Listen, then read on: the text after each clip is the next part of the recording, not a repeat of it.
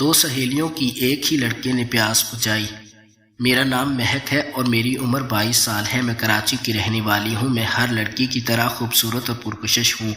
میری ایک ہی best friend ہے جس کا نام ارم ہے۔ ہم دونوں سہیلیاں بہت خوش تھیں۔ میں نے اور ارم نے ایک ہی ساتھ ہی اپنا بچپن گزارا ہے۔ ہم دونوں کو ہر نئے لڑکے کے ساتھ کبڈی کھیلنا پسند ہے۔ ارم کو بڑی عمر کے آدمیوں کے ساتھ کرکٹ کھیلنا پسند ہے اور مجھے کم عمر لڑکوں کے ساتھ کرکٹ کھیلنا پسند ہے۔ ہم دونوں کو بانٹ کر کھانا اچھا لگتا ہے۔ مہک سے اتنے دن ہو گئے ہیں، ہم نے کوئی نیا بوائے فرینڈ نہیں بنایا۔ کیوں نہ نیا بوائے فرینڈ بنا کر ہم اس کے ساتھ مزے لیں۔ میں اور ارم شاپنگ مال کے ریسٹورنٹ میں بیٹھی آئس کریم کھا رہی تھی جب ارم کو نئے بوائے فرینڈ کا خیال آیا۔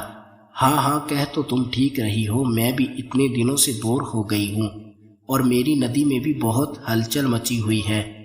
کوئی نیا بوائے فرینڈ تلاش کرتے ہیں، لیکن اس بار اس پر حق میرا زیادہ ہوگا۔ تم ہر بار لڑکے کو اپنا دیوانہ بنا لیتی ہو، وہ تمہاری ہی لینے کی زیادہ سوچتا ہے، مگر اس بار ہم دونوں برابر لیں گی۔ نیا بوائے فرینڈ بنانے سے پہلے میں نے اپنی شرط سامنے رکھی۔ اچھا ٹھیک ہے یار، تم پہلے اس کی آئس کریم لے لینا، پہلے لڑکا تلاش کرتی ہیں، ارم نے کہا۔ لیکن اس بات کا بھی خیال رکھنا ہوگا کہ اگر ہم دونوں کو پہلے جس لڑکے سے محبت ہو جائے گی تو دوسری دوست کو راستے سے ہٹنا پڑے گا۔ ارم نے بھی شرط رکھی۔ میں نے بیزاری سے ہاں میں سر ہلا دیا۔ ہم دونوں دوست ایک دوسرے کے ساتھ وفا کم ہی کرتی تھی۔ آئس کریم کھانے کے بعد ہم دونوں شاپنگ مال گھومنے لگی۔ اچانک ہم دونوں کی نظر ایک ہی لڑکے پر جا رہی تھی۔ وہ لڑکا ہم دونوں کو ہی اچھا لگا۔ ادھر مجھے اس لڑکے سے محبت ہونے لگی تھی۔ میں اس لڑکے کو گہری نظروں سے دیکھ رہی تھی۔ ارم نے پہلے ہی اپنی محبت کا اظہار کر دیا۔ اس بار میں اسے بازی نہیں مارنے دے سکتی تھی۔ ارم تمہارا موبائل کہاں ہے؟ یعنی اس کا دھیان لڑکے سے ہٹا کر موبائل پر لگا دیا۔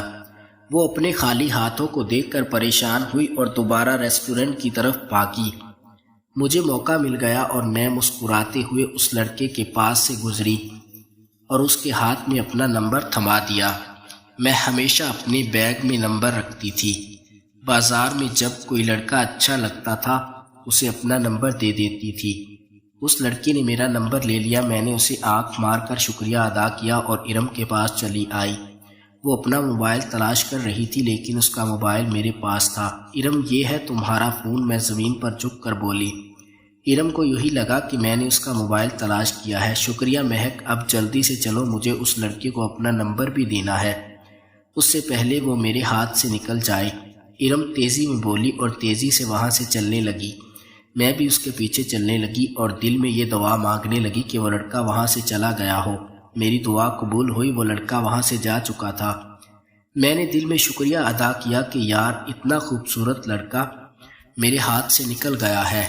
لڑکے کے نہ ہونے پر ارم نے غم کا اظہار کیا۔ میں دل میں مسکرا رہی تھی مگر زبان سے افسوس کرنے لگی۔ ہاں یار، دکھ تو مجھے بھی ہوا ہے۔ بہرحال چلو کوئی بات نہیں، نیا لڑکا مل جائے گا، گھر چلتی ہے، دیر ہو رہی ہے۔ میں ارم کا ہاتھ پکڑ کر اسے شاپنگ مال سے باہر لے آئی۔ میں نہیں چاہتی تھی اس کا سامنا اس لڑکے سے ہو۔ ہم اپنے گھر واپس آ گئے۔ شام سے رات ہو گئی مگر اس لڑکے کا ابھی تک مجھے کوئی میسج نہیں آیا تھا۔ میں بار کبھی موبائل کی طرف دیکھتی تو کبھی سامنے لگی گھڑی پر۔ مجھے اس لڑکے کے میسج کا شدت سے انتظار تھا۔ رات کو 12 بجے میرا انتظار ختم ہوا اور ایک انجان نمبر سے مجھے واٹس ایپ پر میسج آیا۔ انجان نمبر دیکھ کر میں سمجھ گئی کہ یہ وہی لڑکا ہے اور اس نے پھر بات کا آغاز شروع کیا۔ ہم رات 3 بجے تک میسج پر بات کرتے رہے۔ پھر وہ مجھے کہنے لگا مجھے دوسری ویڈیو کال پر بات کرنی ہے، میں تمہیں دیکھنا چاہتا ہوں، میں بھی آپ کو دیکھنے چاہتی ہوں۔ میں نے اسے میسج کیا اور پھر ویڈیو کال پر بات کرنے لگی۔ وہ بہت ہی خوبصورت اور میری پسند کا لڑکا تھا۔ ہم دونوں ایک دوسرے کے ساتھ ویڈیو کال پر بات کر رہے تھے۔ اچانک احمر کے پاس ایک اور لڑکا آ کر بیٹھا۔ وہ عمر میں مجھ سے کافی بڑا تھا۔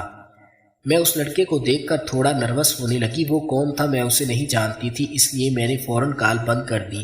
احمر کی دوبارہ ویڈیو کال آئی۔ میں پک کرنے سے گھبرا رہی تھی، میں نے پک نہیں کی۔ پھر اس کا میسج آیا اور کہنے لگا کہ یہ میرے ماموں ہیں، ان سے مت ڈرو۔ اس کی بات سن کر مجھے کچھ تسلی ہوئی اور میں نے دوبارہ کال پک کر لی۔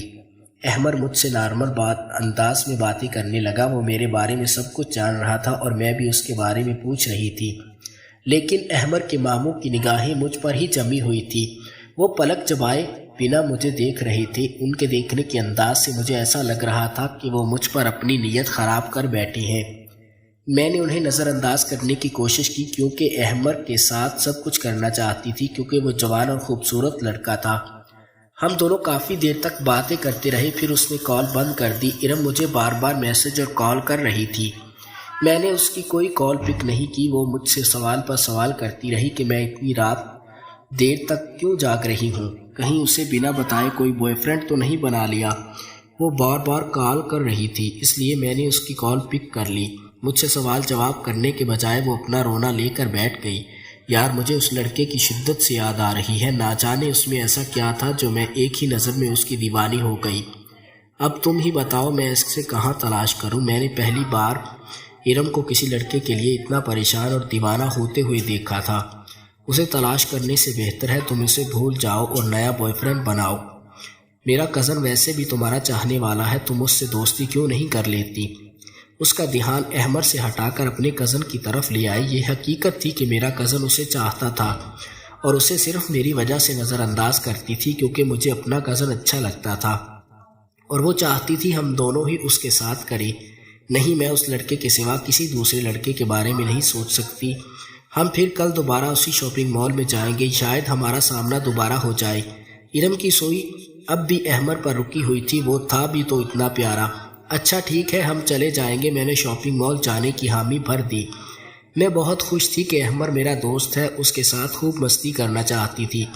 اب صرف اس کی طرف سے اشارے کی منتظر تھی۔ مجھے نیند نہیں آ رہی تھی۔ میں نے احمر کو میسج کیا، مجھے کچھ جواب نہ ملا۔ میں نے سونے کا ارادہ بنایا، اسی وقت مجھے احمر کا میسج آ گیا۔